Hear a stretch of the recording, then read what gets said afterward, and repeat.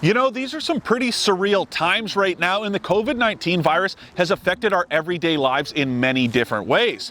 The freedom of automobile ownership, well, it really comes in handy at a time like this, but it's also important to make sure that you're keeping your car clean in order to prevent yourself or others from risk of exposure. So here are a few simple steps to keep you and your car safe and clean.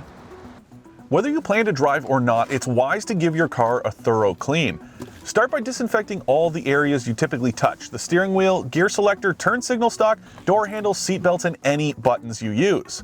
Now's not the time for those fancy car cleaners. We're talking the heavy duty stuff here. Just be sure not to use anything that's going to damage the leather, cloth, or plastics inside. Whatever you do, don't use anything with bleach or peroxide. Lysol wipes work well, but if you don't have any kicking around the house, spray some rubbing alcohol on a microfiber towel. The best way to clean an infotainment screen is with a special glass cleaner that won't leave streaks. Anything with ammonia in it can cause damage to the anti-glare coating, so if you don't have any screen cleaner handy, use the rubbing alcohol and microfiber towel trick. There's no need to panic and top up your fuel tank every time you head out, but it can't hurt to keep it full, especially given how cheap gas is in most of the country right now.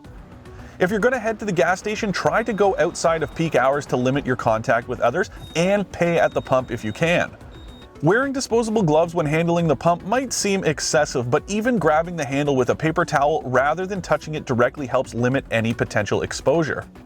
Either way, make sure you've got hand sanitizer in the car and use it before you touch anything once you're back inside.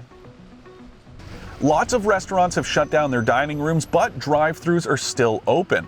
If you plan to stop at any of your local shops, don't pay with cash. Use tap to pay by card or even your phone.